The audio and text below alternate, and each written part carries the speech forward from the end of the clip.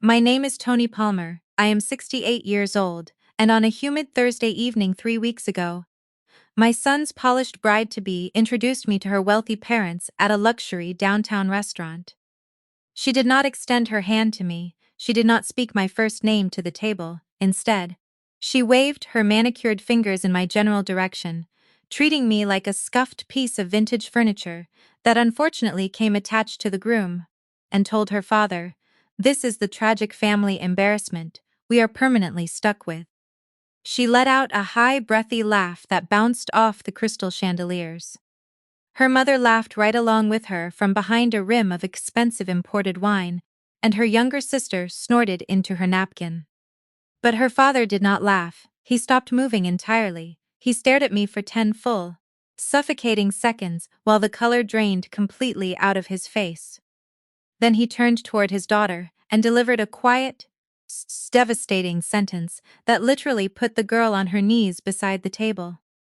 She had to grab the mahogany backrest of her dining chair because her legs refused to hold her weight. But to understand the sheer overwhelming gravity of what happened in that dining room, you have to know exactly what the Holloway family failed to research about the quiet woman they had just attempted to humiliate. Welcome back to Alpha Mom Stories. If you are new here, hit that subscribe button and ring the bell.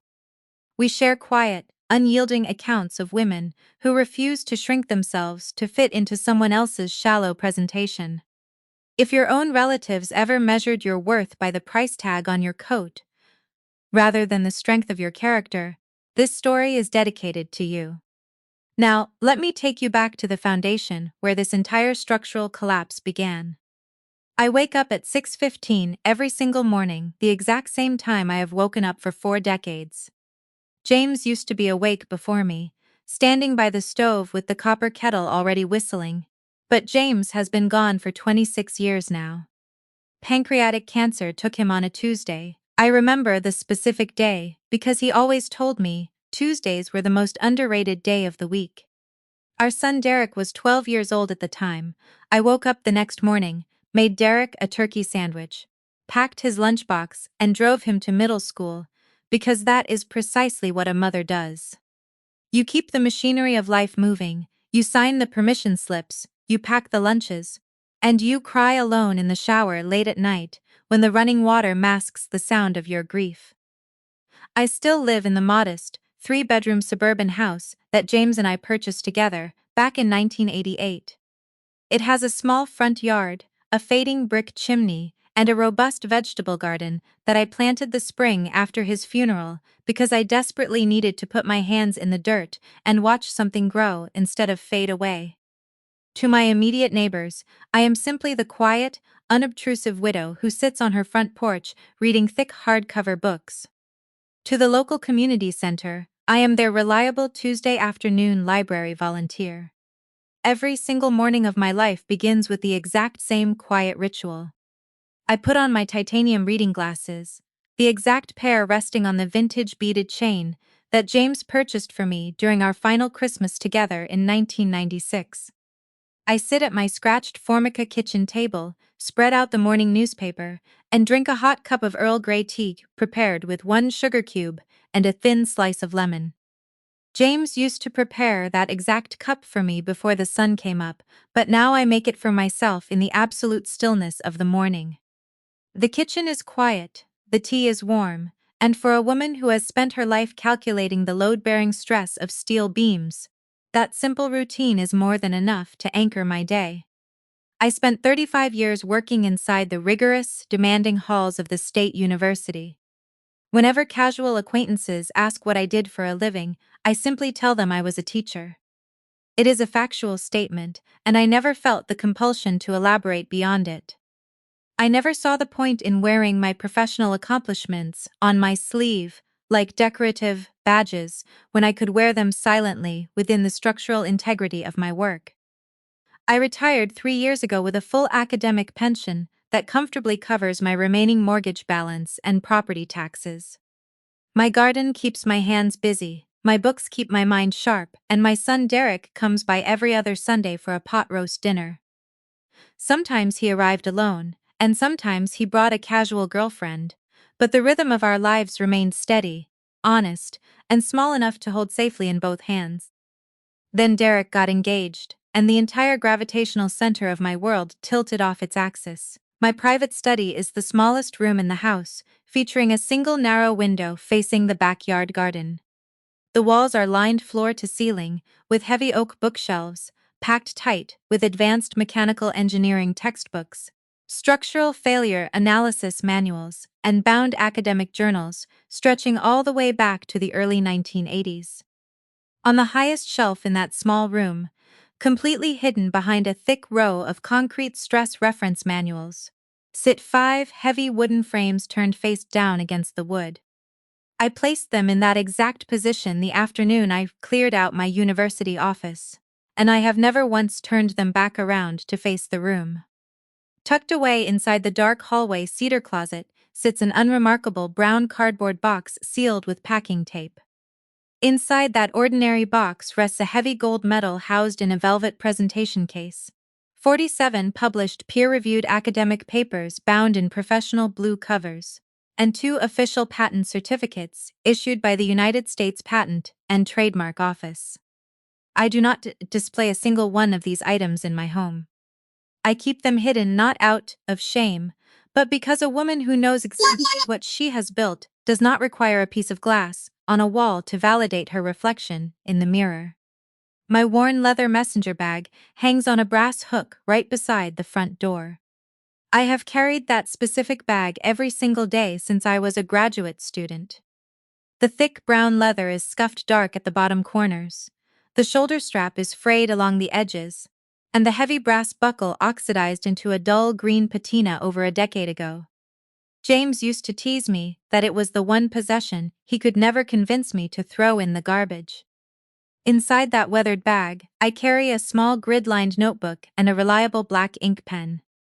That is it. A notebook and a pen are the only tools I have ever required to execute my life's work. A former student sent me a heartfelt Christmas card last December, roughly 30 years after he sat in my lecture hall. The neat handwriting stated that my class had permanently altered the trajectory of his life. It was a remarkably kind sentiment. He mentioned that he was running a construction corporation now, though I could not quite recall the specific details of his face.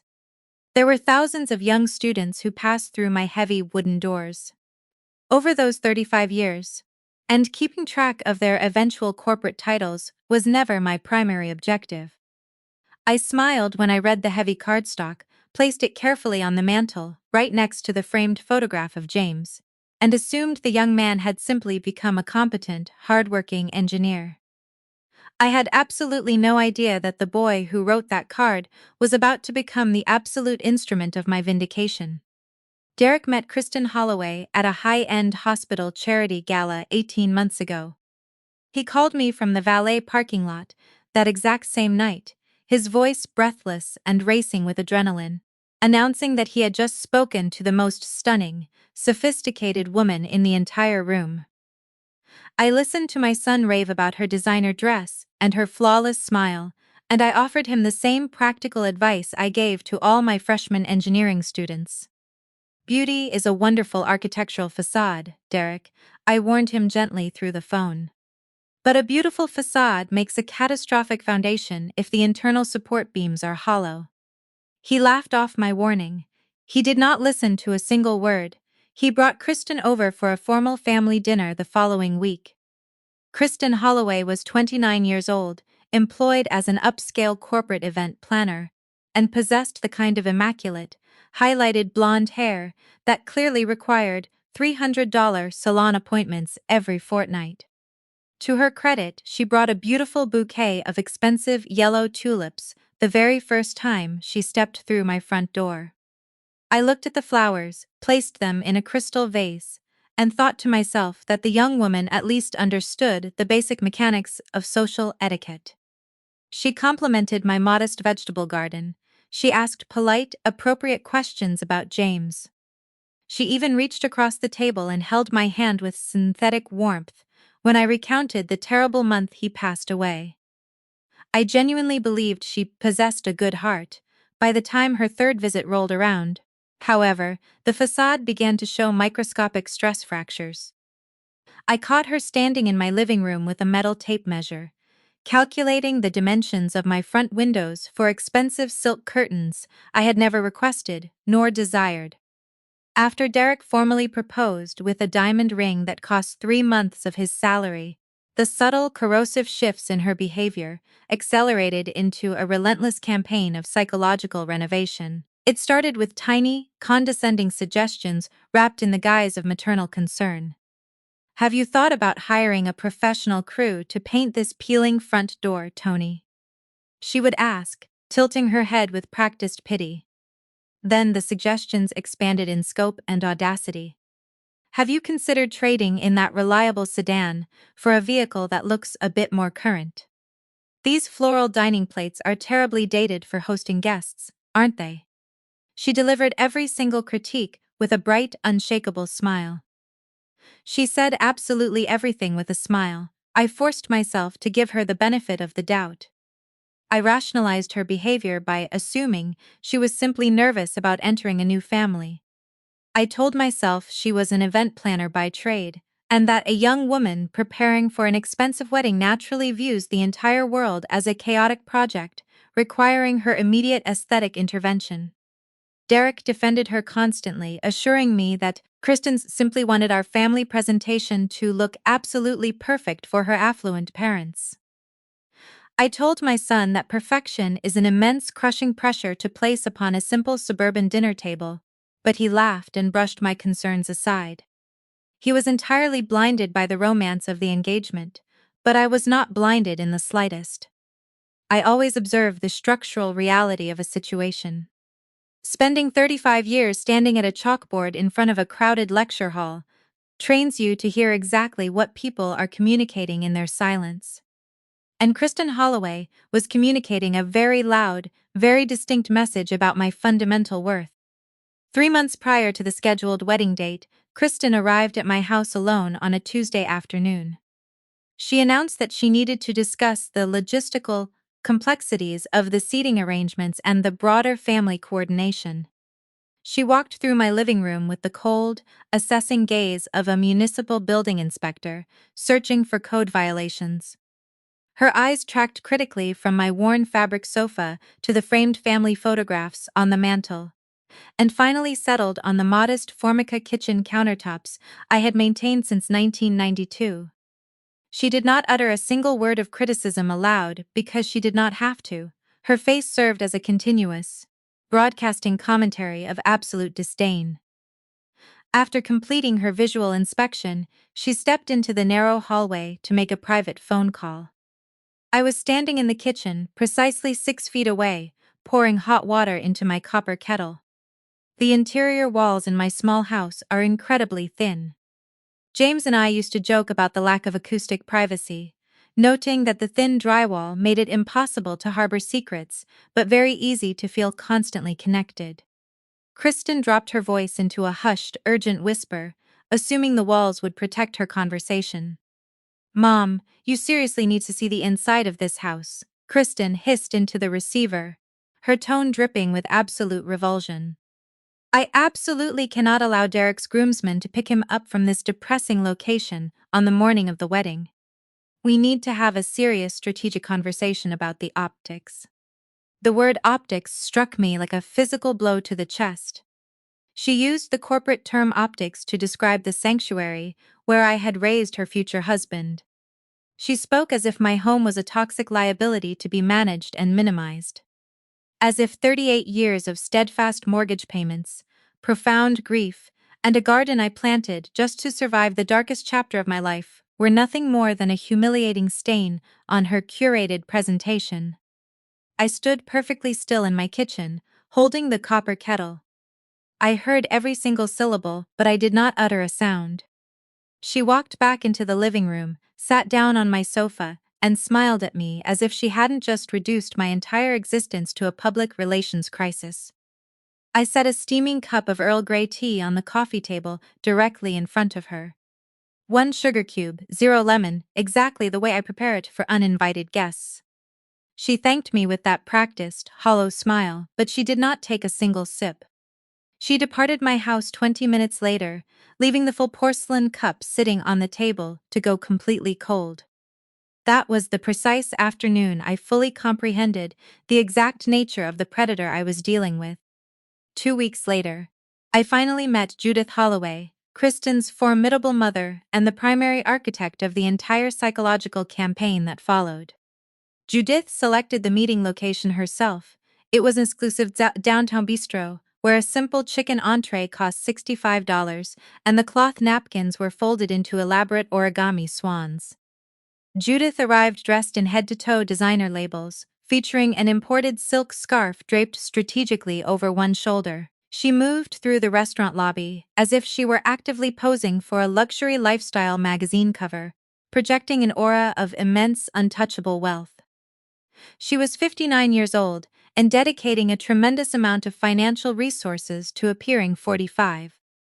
I do not state this to be unnecessarily cruel. I note it because her desperate effort to mask her reality revealed everything about her core priorities within the first 30 seconds of our interaction. The interrogation began almost immediately, heavily disguised as polite social inquiry. "And what exactly did you do for a living before retiring, Tony?" Judith asked, leaning forward over her sparkling water. "I was a teacher," I replied mildly. "A teacher?" Judith repeated, her tone stretching the word until it sounded like a charitable hobby. "How remarkably noble. What specific grade level did you manage?" "I taught at the State University," I answered. "Oh," Judith murmured, her eyebrows lifting slightly. "And which particular subject did you teach?" "Structural engineering," I said, keeping my voice perfectly flat. Her polished smile froze in place, recalculating the data before artificially reassembling itself. "How incredibly practical," Judith finally said. She pronounced the word practical as if it had left a distinctly sour metallic taste on her tongue. I sat silently across the table and watched her systematically evaluate me in real time. I could practically hear the filing system clicking behind her manicured exterior. Not independently wealthy, not socially connected, not useful to the Holloway family brand.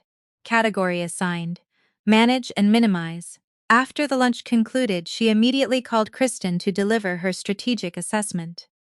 I discovered the contents of that outfall weeks later from Derek, who had inadvertently overheard the tail end of their conversation while standing in Kristen's apartment hallway.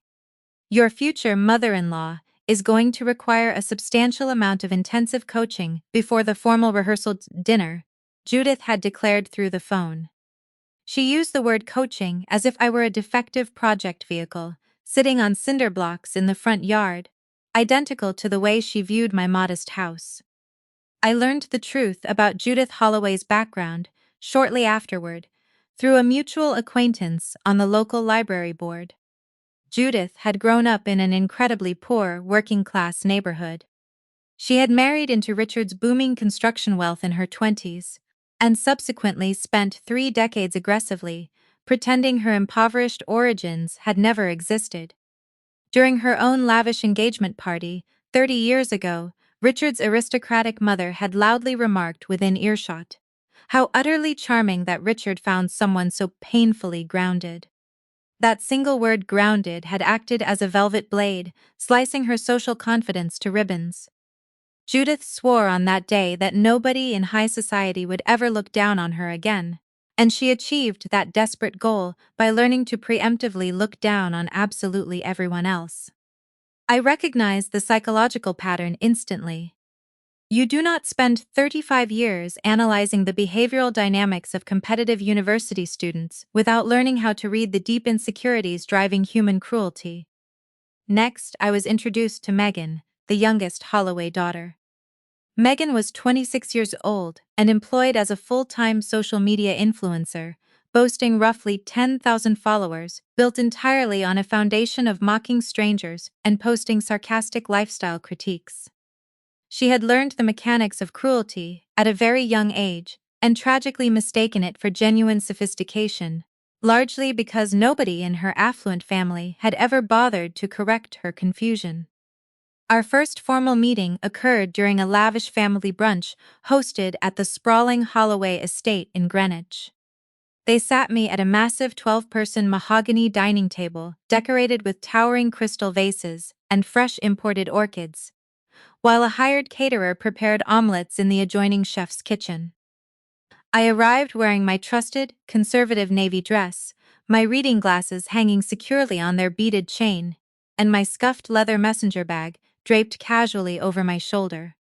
Halfway through the meal, while I was quietly eating my toast, Megan lifted her smartphone and snapped a photograph of me from across the table. She completely believed I had not noticed the camera flash. I have been an observant university professor for 35 years. I notice absolutely every single microscopic movement that occurs inside a room. I simply choose not to announce every observation aloud. Derek drove to my house 3 days later, his face flushed with deep embarrassment, and showed me the digital screenshot. Megan had posted the photograph of me eating toast directly onto her public Instagram story. The caption overlaid across my face read, "Meet the Mill from 1985. She had digitally drawn a glowing red circle around my beaded reading glasses. One of her anonymous followers had responded with a crying laughing emoji. Another follower had commented, "Those thick glasses are giving serious retirement home aesthetic." I looked down at the digital screenshot on the glowing screen, and then I looked up at my son's face. Derek wore the exact same helpless, ashamed expression James used to get when a mechanical problem frustrated him, but he had absolutely no idea how to fix it.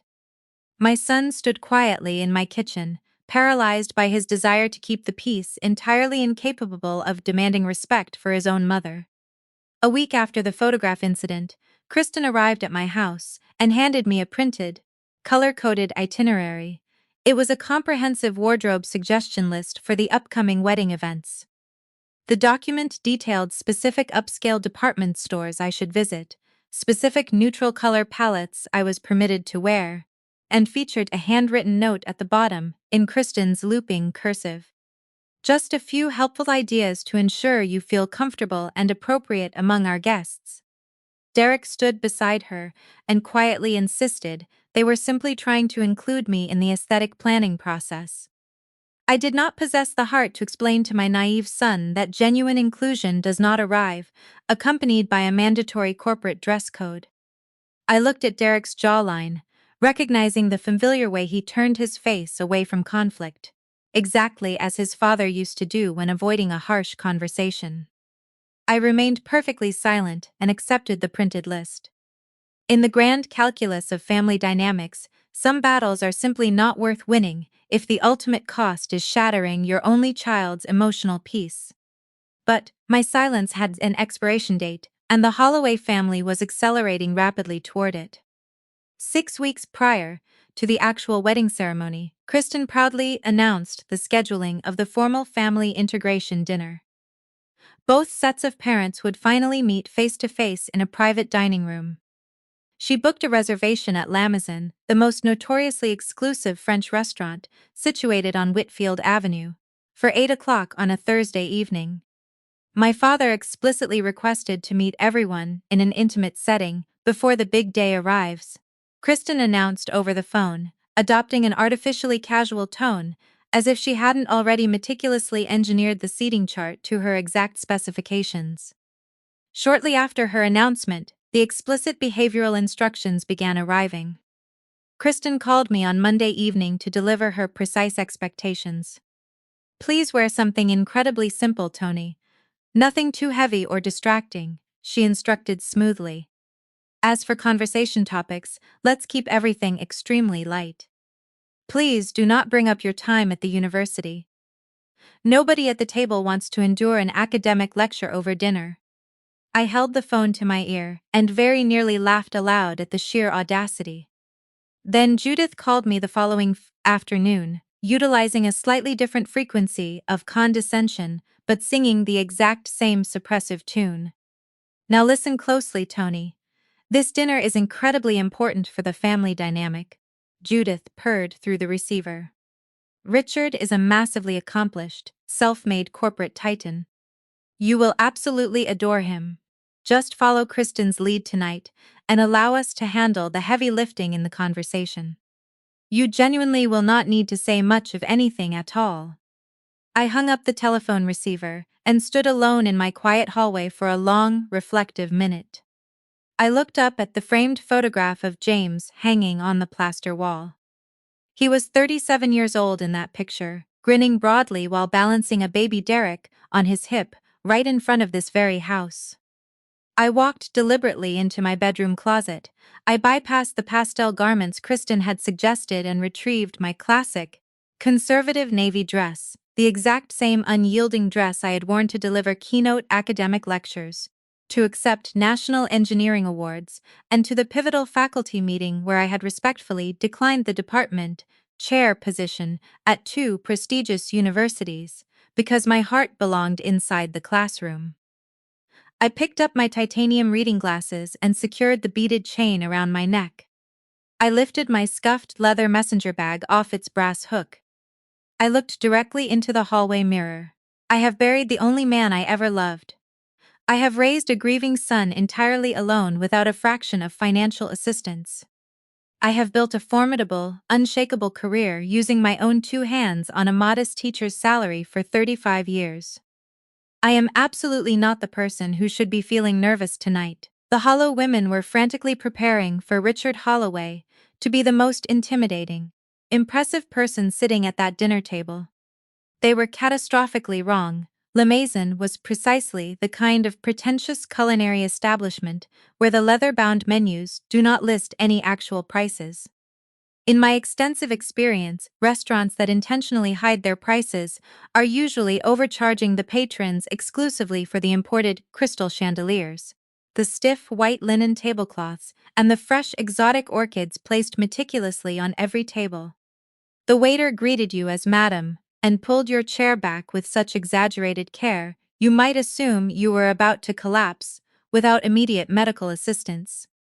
Kristen, Judith, and Megan arrived at the restaurant 20 minutes early.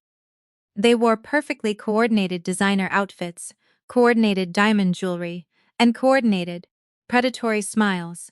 They looked exactly like a glossy catalog spread advertising women who had never once been told no in their entire privileged lives. I arrived at the restaurant lobby entirely alone. Derek was still circling the crowded downtown blocks, desperately searching for street parking. I walked through the double doors, wearing my navy dress, my reading glasses resting on the chain around my collar, and my weathered leather messenger bag slung over my shoulder.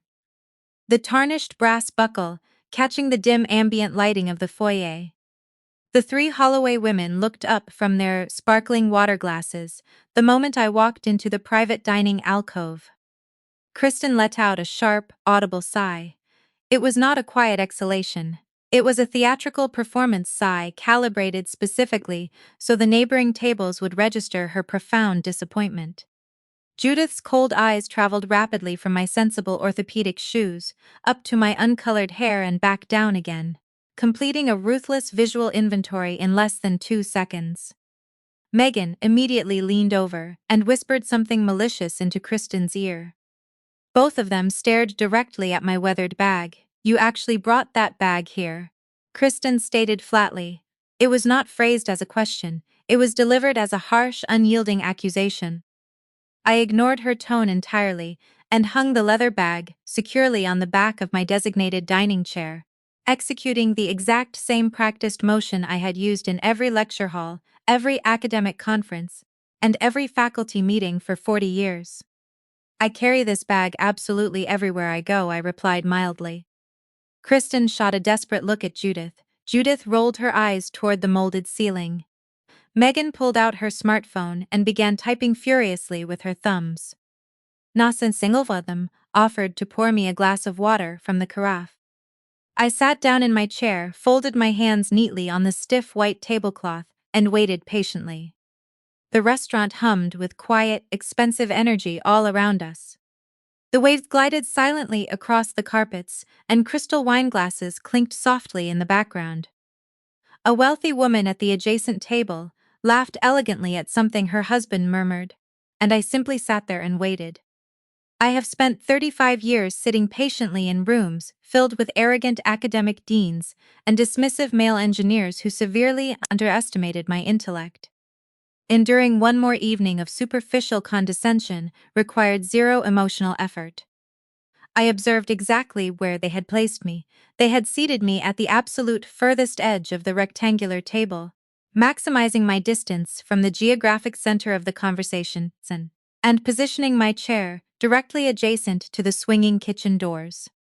I noticed this deliberate isolation the exact same way I notice a seating chart in a crowded lecture hall.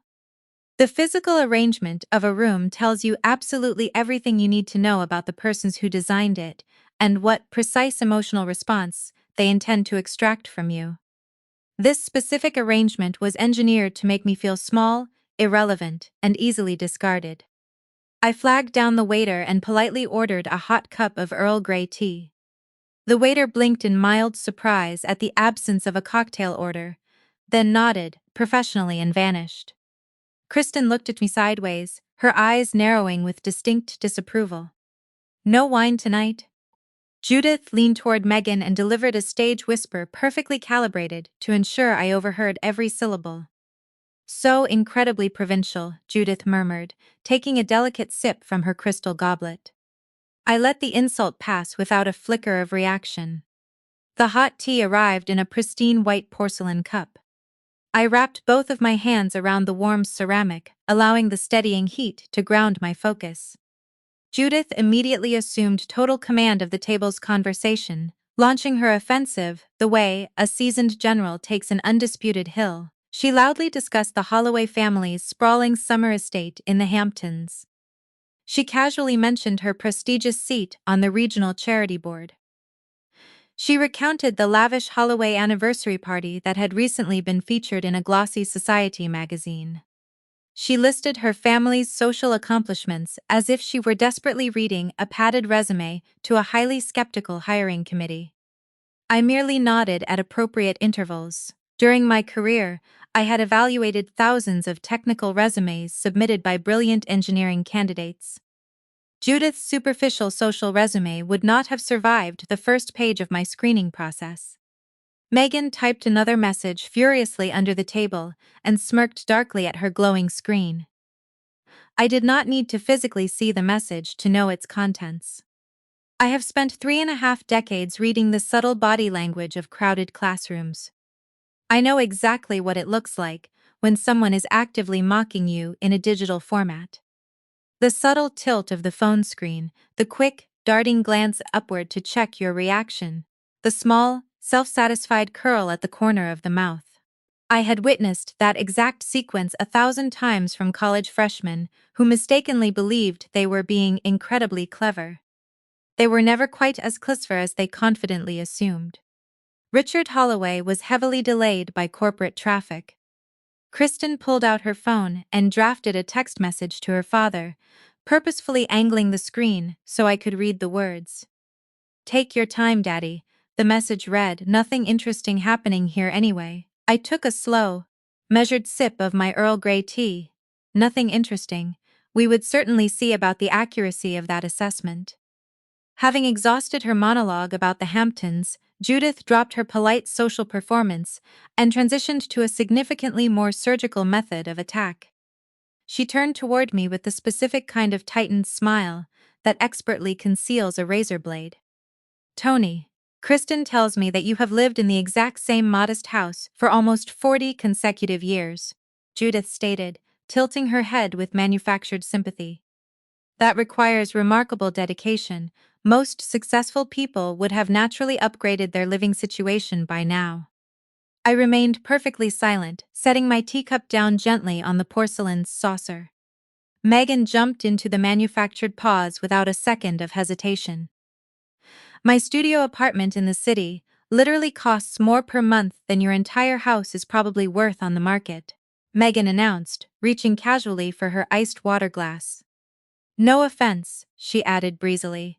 She delivered the phrase "no offense" exactly the way arrogant people do when they explicitly mean every single word of the insult. Derek finally arrived from the parking garage, slightly breathless and completely oblivious to the radioactive tension blanketing the table. He sat down heavily in the chair right next to Kristen, kissed her quickly on the cheek, and smiled warmly at the assembled group. He noticed absolutely nothing amiss. He immediately launched into an enthusiastic monologue about the wedding's seating chart, debating whether the head table should be round or rectangular, and earnestly asking for opinions on the cursive font options for the printed place cards.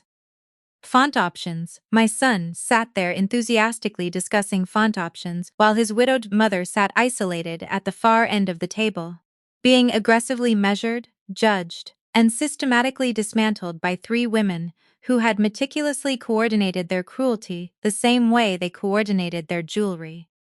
I wrapped both hands tightly around my teacup, pressing my palms against the warm ceramic to steady the sudden tremor in my fingers. I looked at my son, genuinely looked at him, and something fundamental broke deep inside my chest that hurt infinitely more than anything those three women had uttered. He did not see it, my boy, my Derek, the child I had raised entirely alone for 21 years. The boy I had driven to middle school, helped with complex calculus homework, and sent to university on a modest teacher's salary. He did not see a single fraction of their malice. He sat comfortably in the geographic center of the table, smiling and chatting about typography, completely failing to notice that his mother was being psychologically vivisected exactly 6 feet away.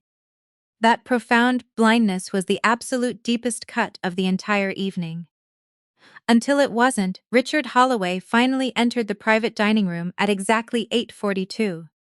I know the precise minute because I instinctively glanced down at my wristwatch, the very second the atmospheric pressure inside the room violently shifted.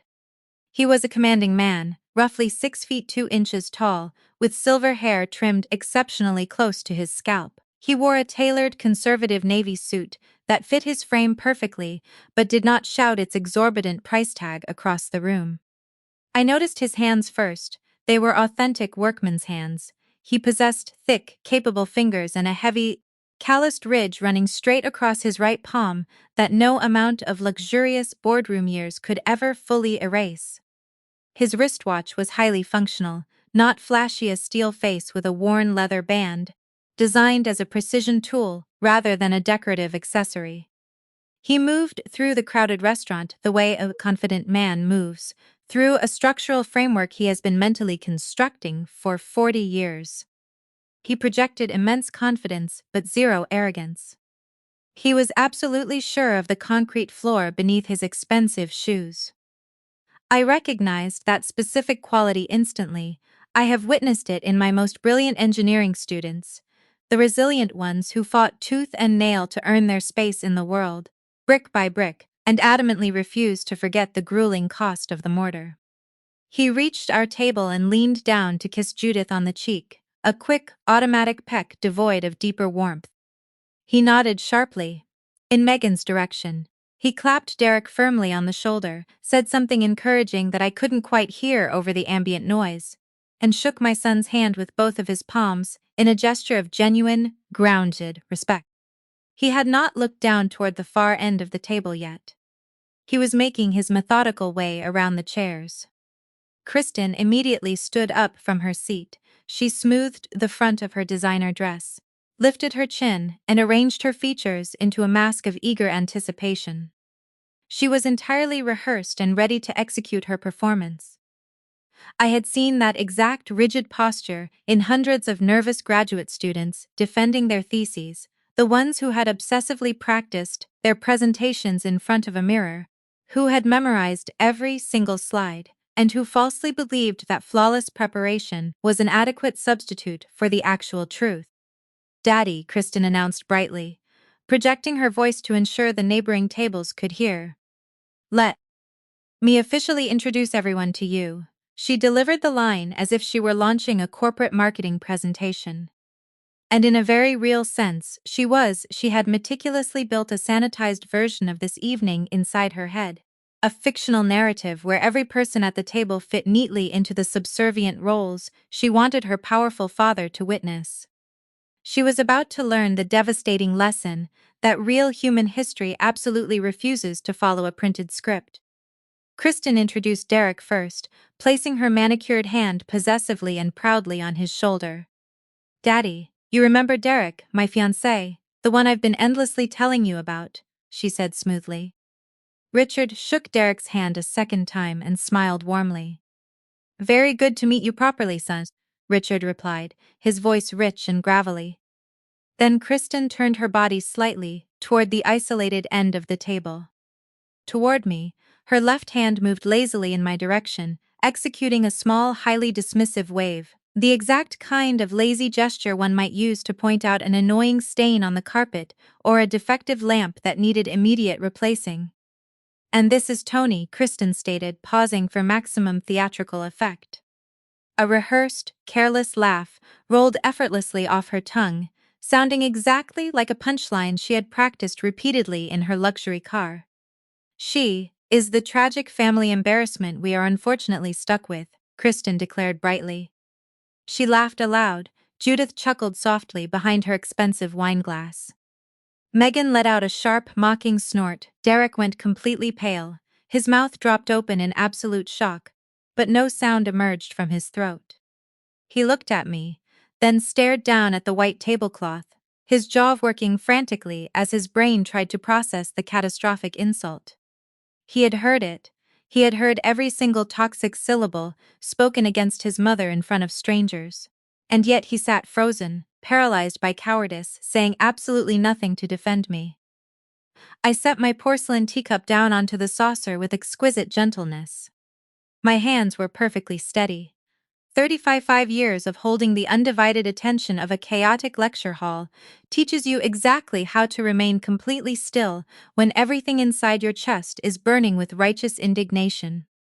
I did not blink my eyes. I did not flinch away from the insult, placed the cup down without making a single audible sound. The laughter at the table slowly faded into uncertainty. The ambient noise of the busy restaurant seemed to pull violently back from our private alcove like ocean water, receding before a massive tidal wave. And then I looked directly at Richard Holloway. He was not laughing with his family. He was not smiling at his daughter's cruel joke. He was staring at me with an intense, unreadable expression. His brow was creased heavily, his lips were slightly parted, and something tectonic was happening rapidly behind his eyes. Something slow, enormous, and terrifying, like a rusted iron gear finally turning after being locked firmly in place for 3 decades.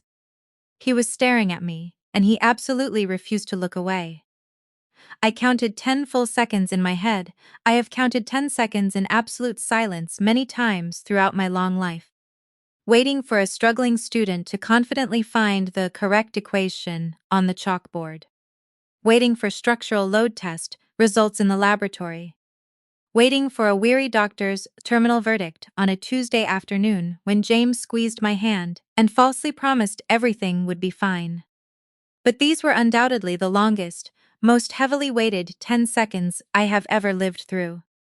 Second 1, second 2, pure confusion clouded Richard's face, his brow creased deeper, and his head tilted slightly, the exact way a person tilts their head when they spot someone on a crowded street they only half recognize from a past life. Second 3, second 4, his dark eyes narrowed sharply, the mechanical connections were firing rapidly behind his pupils.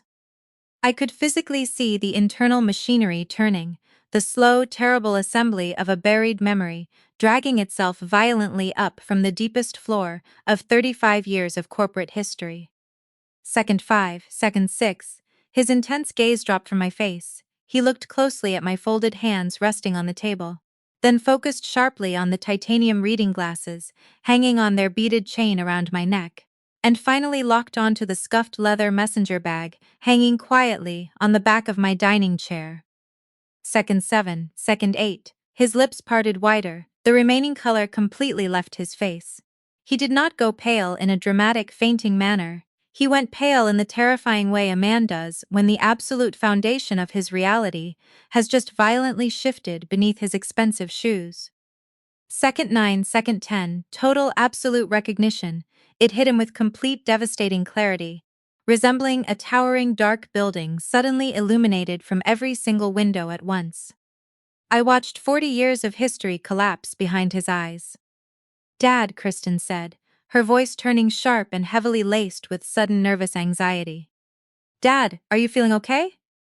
Richard Holloway did not answer his daughter's question. He did not even look at his daughter. He remained locked onto me, staring with the profound reverence you reserve for someone you firmly believed was gone from the world forever. Someone who had single-handedly shaped every load-bearing wall and steel beam of the empire you built, currently sitting right in front of you at a luxury restaurant table, holding a simple cup of Earl Grey tea. His large workman's hands were visibly shaking at his sides, his strong jaw was locked tight, and I realized with a slow, creeping certainty that I genuinely knew this powerful man. Richard finally spoke. His voice was quiet and tightly controlled, but there was a distinct emotional fracture line running right through the center of it that only a professor who has listened to 1,000 terrified students would immediately recognize. "Excuse me," Richard whispered, clearing his throat harshly to find his voice. "Did you teach engineering at the State University?" The entire dining table went completely, breathlessly still.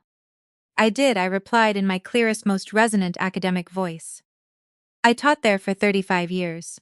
He nodded slowly, moving his head as if each individual nod was a structural confirmation of the reality he was rapidly constructing inside his mind, piece by piece, steel beam by steel beam. "Structural Engineering 201, Richard stated softly. "The fall semester of 1988, he recited the specific details the way a man reads from a sacred record. Exact, unshakable, certain. He spoke the date the way you remember the precise moments that permanently altered the trajectory of your life. Not the arbitrary year you purchased a new luxury vehicle, or the year you moved into a larger house. The exact year the massive, heavy door finally swung open. Acting on pure muscle memory, I pushed my titanium reading glasses up onto my forehead. It was an old, ingrained habit I used to execute that exact motion in the lecture hall whenever a struggling student finally calculated the correct answer. I would push the glasses up, lean forward over the podium, and deliver a firm nod that explicitly meant, "Yes, you see the truth now, you found the structural solution, keep going."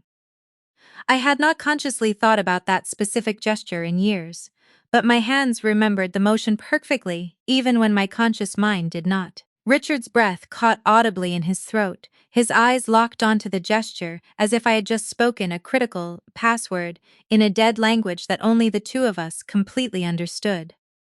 The dining table had gone deathly silent. This was an entirely different category of silence.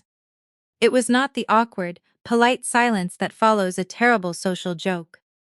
It was a heavy, loaded silence, the specific silence where every person in the room can physically feel the floorboards shifting, but nobody knows exactly which direction the room is about to violently tilt. Judith finally attempted to speak, her voice tight with confusion. "Richard, darling, what on earth are you?" He held up one large hand, silencing his wife instantly without breaking his intense visual lock on my face. Kristen leaned forward, panic bleeding into her tone. "Dad, what does her past job have to do with—" "Be quiet, Kristen," Richard commanded. 4 words, delivered with absolute freezing authority. Her mouth snapped closed. I had never seen that young woman obey a command with such terrifying speed. Richard leaned heavily forward, placing his elbows squarely on the white tablecloth, clasping his hands together so tightly, his knuckles turned stark white. "Those reading glasses," Richard said, his voice thick with overwhelming emotion. "You used to push those exact glasses up onto your forehead whenever a student calculated the correct answer on the chalkboard. Every single time, you would lean forward and nod exactly like that." I looked closely at him. I really looked past the tailored navy suit and the silver hair. "I have taught thousands of young engineering students across 35 years. Thousands of anxious faces sitting in those first 3 rows. Some faces were sharp with aggressive ambition, some were soft with privileged boredom, and some were burning with a desperate, starving hunger to understand the mechanics of the world. That specific hunger was the only reason I kept returning to the lecture hall semester after grueling semester. My name is Richard Holloway, he swallowed hard, fighting for composure. But back then, you simply called me Rick. I sat directly in the third row. The name hit my memory like a massive floodlight, turning on inside a dark room I had locked away decades ago. Rick Holloway, the desperate boy with calloused roofer's hands attending class, on a fragile academic scholarship that barely covered his basic tuition. He was the intense student who stayed 40 minutes after class, ended to ask structural load questions that were significantly too advanced for the standard textbook. The brilliant boy who meticulously built the absolute best model cantilever bridge in the entire university class, a truss design, so incredibly clean and mathematically perfect that I retained it in my office as a primary teaching example for the next 5 consecutive semesters. Rick Holloway, I said slowly, letting a warm smile touch my face for the first time all evening. The boy with the calloused hands who built the most resilient model bridge in the class. His eyes glistened brightly under the chandelier, and his jaw worked as he fought back tears. That exact model bridge design is the one I scaled up and utilized for my very first real commercial construction project, Richard whispered. Then his intense gaze dropped from my face directly to the back of my dining chair. He stared at the battered leather messenger bag, hanging there, the scuffed corners, and tarnished brass buckle catching the restaurant light. He pointed a trembling finger directly at the leather. That bag, his voice cracked audibly. You carried that exact same leather bag into the lecture hall every single day of the semester. That was the precise moment I fully understood that this encounter was not a random coincidence. This was not a pleasant surprise reunion at a family dinner. This was an absolute moral reckoning, arriving dressed in a $2,000 navy suit. Richard stood up. He did not do it dramatically. He did not shove his chair backward or make a theatrical show of standing. He simply rose to his feet the exact way a man rises when he realizes he is standing in the presence of something profoundly sacred. The way you stand instinctively in a quiet church, or at a respectful graveside, or when a person walks into the room who has earned significantly more than your seated attention. Professor Palmer, Richard said, pronouncing my academic title like a deeply revered prayer.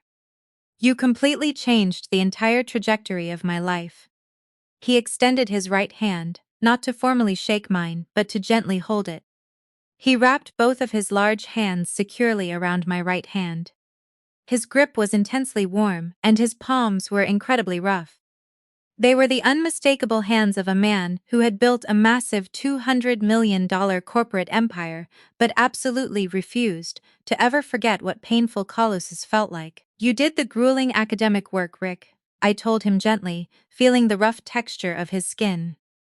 I merely unlocked the door and showed you the mathematics. No, Richard shook his head firmly, refusing my humility.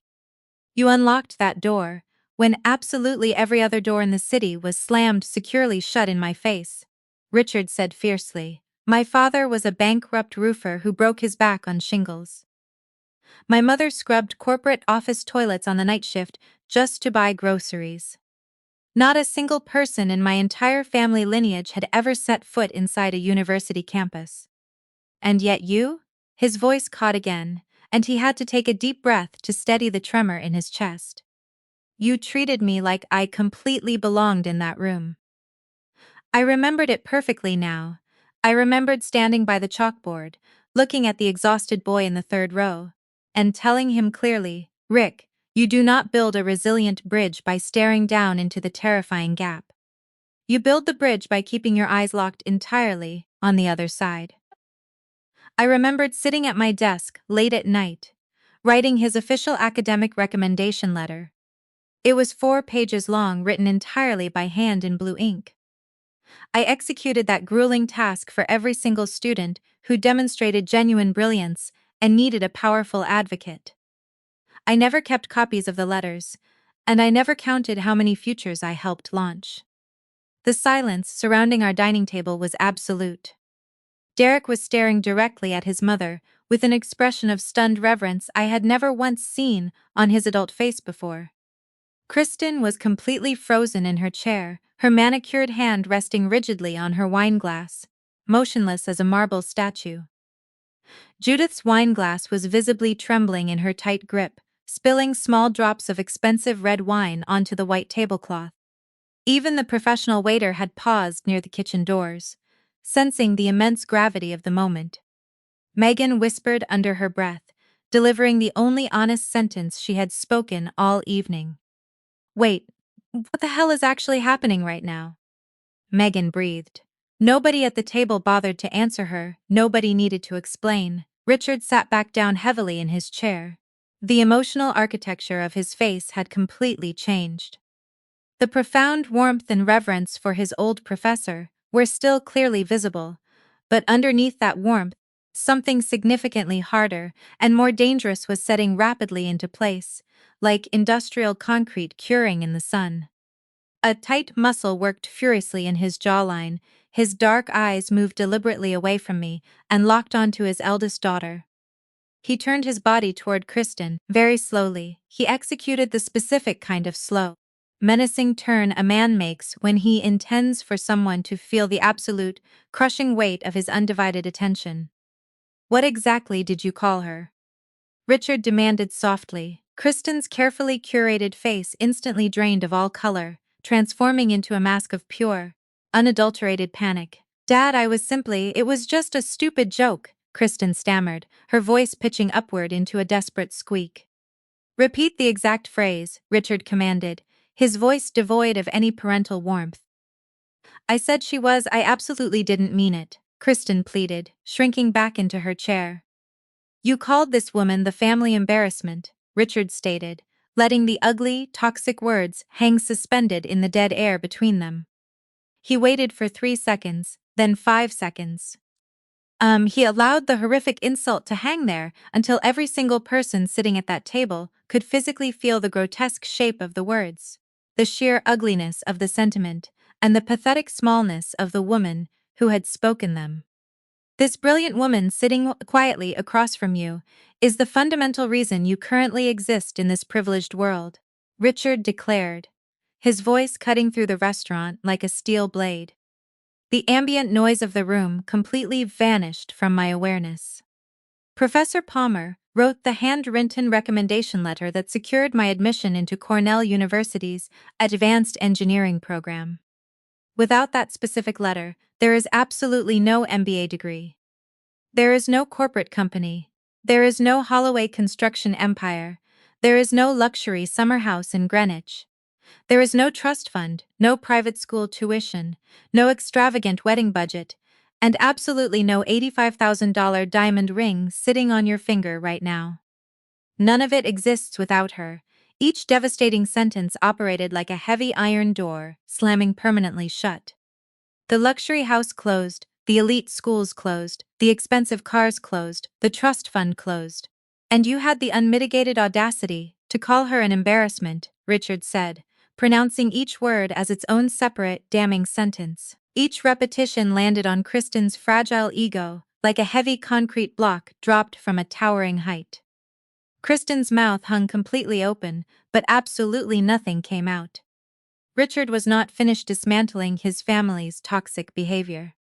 He possessed the intense, methodical focus of a master builder, laying each corrective piece precisely where it needed to go, and the structural renovation was not yet complete. He looked sharply at Kristen, his eyes narrowing with disgust. "Where exactly did you learn to speak about hard-working people with such casual cruelty?" Richard demanded. Kristen's panicked eyes darted involuntarily before she could stop them. Richard saw it clearly. He turned his formidable gaze directly onto Judith. "Judith, were you actively a part of this psychological campaign?" Richard asked coldly. Judith frantically straightened the silk scarf at her throat, her composure shattering. "Richard, darling, let us please not make a massive public scene in this restaurant," Judith whispered, glancing nervously at the adjacent tables. "Were you a part of this?" Richard repeated, raising his volume a fraction of an inch. Megan completely panicked. "Mom is the one who coined the phrase first." Megan practically shouted, pointing an accusing finger at Judith. Megan, Judith snapped viciously. Megan, frantically scrambling to deflect her father's wrath, rapidly unraveled the entire coordinated campaign in a flood of panicked, breathless confessions. She revealed that Judith had coined the phrase. She admitted that Judith had aggressively coached Kristen on how to deliver the insulting introduction. She confessed that Judith had explicitly designed the hostile seating chart to isolate me by the kitchen doors. Judith orchestrated every single piece of this evening like a theatrical stage director who foolishly forgot the audience could see the puppet strings, I realized, watching the hollow women turn on each other. Richard listened to every single word of the betrayal, his face hardening into absolute stone.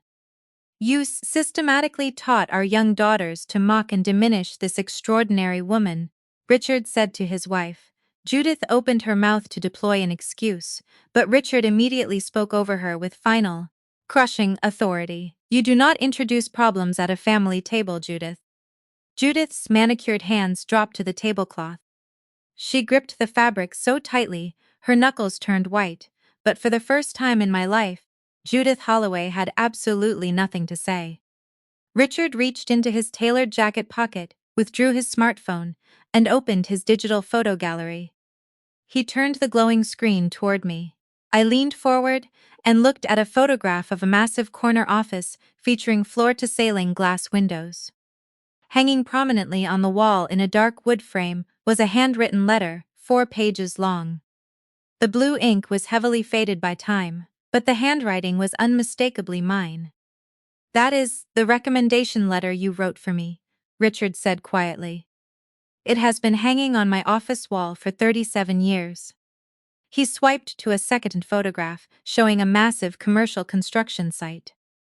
A massive vinyl banner hung across the chain-link fence reading, "Holloway Construction, Building Futures, Not Just Bridges." "I wrote that phrase on thousands of graded exams," I whispered, my eyes suddenly filling with unshed tears. "I didn't know a single student had carried it into the world." "You built the foundation of my entire life, Professor," Richard told me softly. He turned back to Kristen, his expression transforming back into the hardened CEO. "The wedding fund is entirely frozen tonight," Richard declared with absolute finality. "Not cancelled, but frozen until you handwrite a sincere apology letter and deliver it to Professor Palmer's front door." Kristen collapsed back into her chair, weeping openly as the realization of her shattered entitlement washed over her.